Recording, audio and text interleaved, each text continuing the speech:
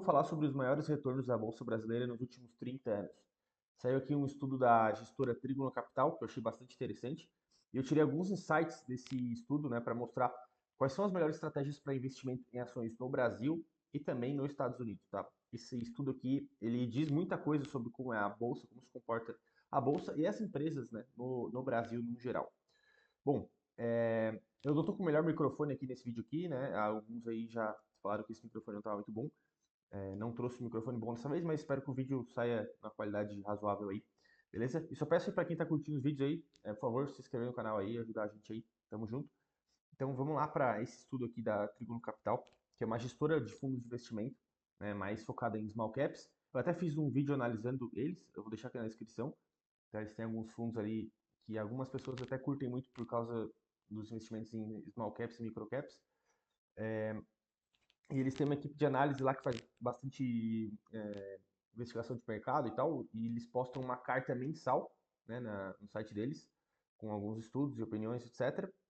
E esse estudo aqui saiu na última carta mensal deles. O bom dessas gestoras, né, que eles têm lá analistas estudando o tempo inteiro, é que eles realmente às vezes produzem uns estudos legais, né, eles estão lá só para isso, eles passam o dia inteiro lendo e fazendo estudos. Muitas vezes a gente vai colher algumas informações interessantes, mas em muitos casos também vai ser um desperdício intelectual, na minha opinião, assim, eles fazem umas cartas muito complexas, não é o caso da Trigon especificamente, mas algumas outras gestoras, umas cartas é, com uma intelectualidade imensa, assim, até vocês poderiam ver a carta da Dynamo, por exemplo, uma carta muito complexa, assim, até difícil de ler, e em muitos casos, às vezes, isso não se é, reflete em um bom retorno, tá? Então tem gestora que tem uma carta muito intelectual, uma carta, assim, riquíssima em detalhes, em estudos, e eles não conseguem ter retorno, tá? Não é o caso da Trigo nem da Dino, mas existem alguns casos assim, tá? Então fique sempre esperto no mercado, olha primeiro realmente se eles geram bons resultados e não fiquem encantados pelas cartas, pelos conteúdos que eles geram. Isso deveria ser um extra, alguma coisa adicional, tá? É bom. Então, esse estudo aqui da Trigono Capital mostra quais são as empresas, né, da Bolsa Brasileira que tiveram os melhores retornos em uma taxa anual composta. Ou seja, desde lá do lançamento do Plano Real em 94 até hoje, quais as empresas tiveram o maior retorno total, né? Se a gente analisar esse retorno, quanto que ele fica, tá? E antes de eu aprofundar aqui, só vou botar as premissas do estudo aqui, tá? Então, para entender de onde que eles tiraram as premissas. Então, são empresas negociadas hoje na B3, que já eram negociadas então no dia 30 de junho de 94, que foi a data de início do Plano Real. Empresas com uma liquidez razoável, aí, uma liquidez média acima de R$ 1 milhão. Então, aquelas empresas muito pequenas não vão estar aqui. E empresas que proporcionam um retorno superior ao Ibov nos últimos 5 anos, desde o Plano Real. Tá? Então, realmente, as empresas aí que têm performado melhor que a Bolsa e que tem uma liquidez razoável. Tá? Então a gente vê aqui em primeiro lugar Ferbasa, empresa industrial aí, né? Até a Trigono Invest, uma taxa anual composta de 24%, uma taxa muito boa, né? Aí até acima do que o Warren Buffett fez em toda a sua carreira, né? E é uma taxa dessa aí que eu acho que os grandes investidores buscam, algo de 20 a 22, 23% ao ano, tá? E a gente vê aqui que outras empresas grandes, né, da Bolsa estão aqui, como Itaú, Petrobras, Vale, VEG, né, as mais conhecidas, eu diria, que estão aqui. Então a gente vê uma mistura entre setor financeiro, setor industrial e commodities, né?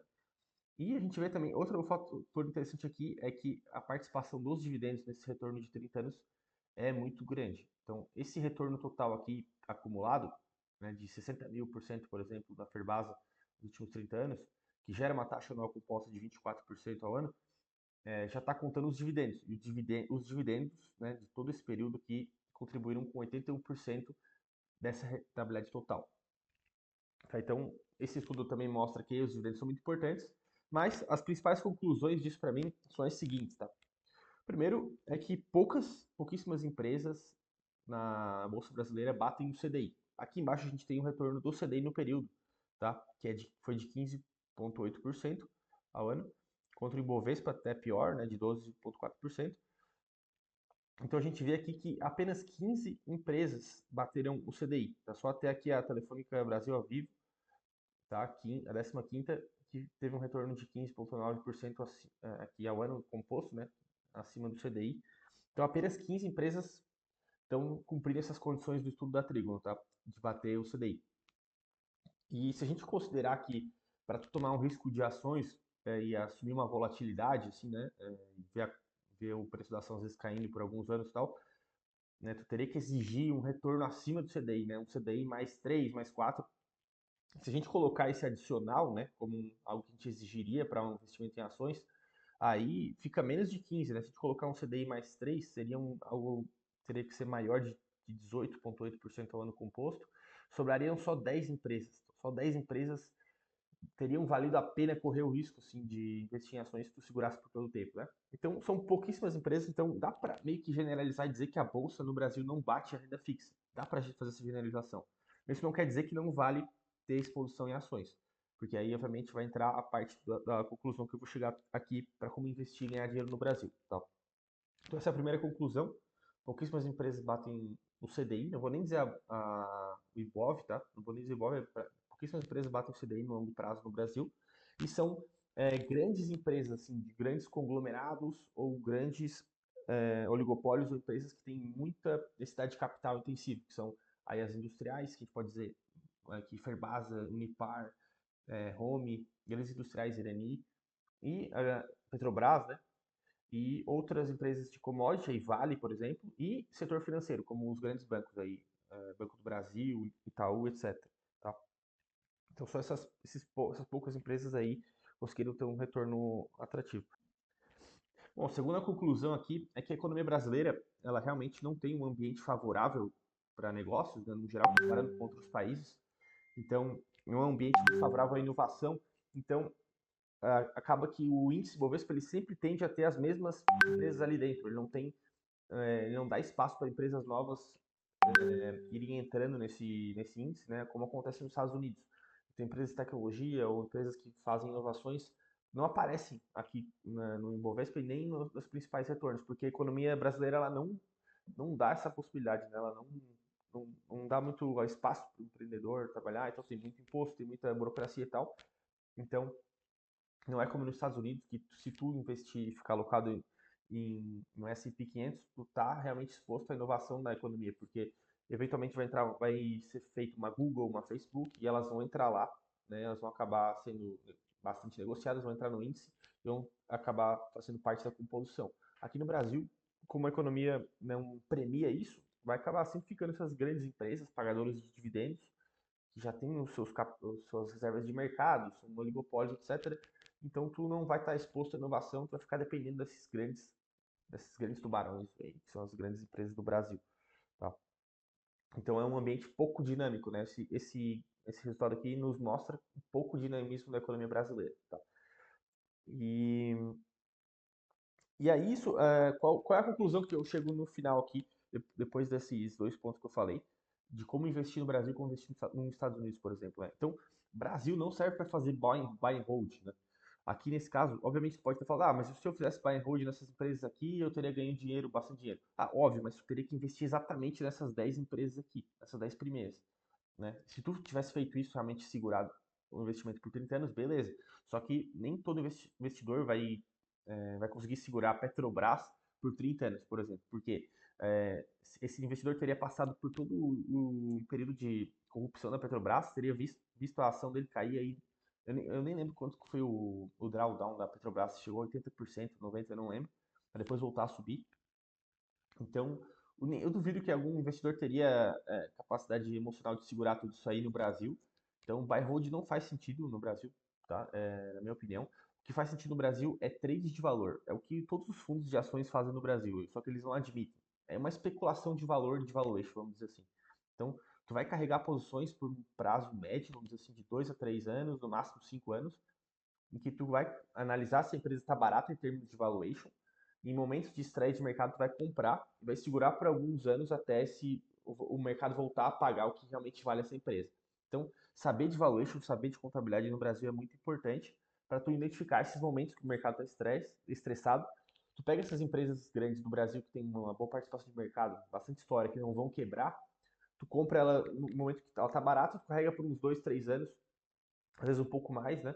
e tu consegue operar esse valuation e no longo prazo, tu tiver uma carteira fazendo isso, tu vai ter um retorno aí próximo a essa taxa composta anual de 20% ao ano, né? Que é o que fazem os principais fundos aí. Se a gente olhar Real Investor, Gepard, que são os dois principais fundos da minha análise aqui, da minha metodologia de análise de fundos do canal, são os dois que estão em primeiro lugar no ranking, e é os dois fundos que eu acabo recomendando, eles fazem isso, né? Então, eles admitem, né, até que fazem isso.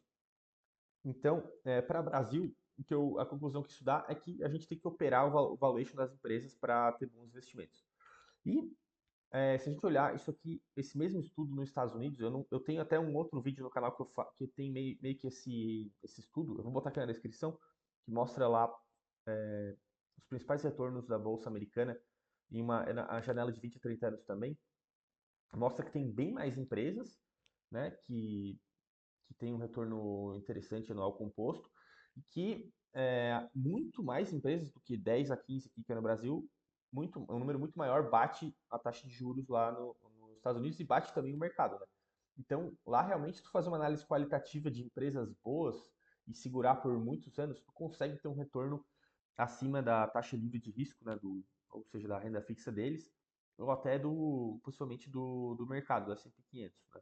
Tu vai estar exposto às inovações tecnológicas também, se tu quiser comprar um ETF, um S&P 500 lá, e tu vai bater a taxa de juros. Aqui no Brasil já tu não tem essa certeza. Se tu segurar um, um ETF, um IDIV ou um ETF de Bovespa, por exemplo, ou o que seja, tu não tem certeza se tu vai ganhar do CDI. Então, na minha visão, né, faz mais sentido tu investir no Brasil só se tu entende realmente de valor de empresa, valor justo, sim, valor intrínseco, e saber fazer uma análise mínima de valuation para saber quando está comprando barato. E aí, se tu quiser uma parte da tua carteira mais buy and hold, acho que vale mais a pena se expor a empresas mais consolidadas dos Estados Unidos. Tá? Então, essa é a conclusão que eu tenho aqui. Tá? Então, investir no Brasil é realmente quando tu conhece bem a empresa e sabe que vai ter uma boa oportunidade ali baseada em fundamentos e valuation. E se comprar e esquecer coisas no Brasil, tu vai ter que ter muito estômago e ter que ter uma certa sorte de estar nessas 10, 15 empresas que vão acabar tendo um retorno maior do que o CDI. Porque o CDI é muito alto no Brasil, é um país que tem a taxa de juros ainda muito alta e por muito tempo ainda vai ter. Então a gente tem essa peculiaridade aqui, beleza? Então é isso, pessoal. Esse seria o tema do vídeo aí, ter esse insight aí. Eu acho que é um tema interessante. Muita gente, às vezes, acha que vai bater o CDI tranquilo na bolsa, mas nem sempre é assim, não é fácil, realmente. Então é bom ter esse insight aí, beleza? Peço para quem tá curtindo os vídeos aí, se inscrever no canal, né? E dar um like aí, também comentar que vídeo, que tema que gostaria de ver aí, que tipo de empresa que gostaria de ver um vídeo de análise.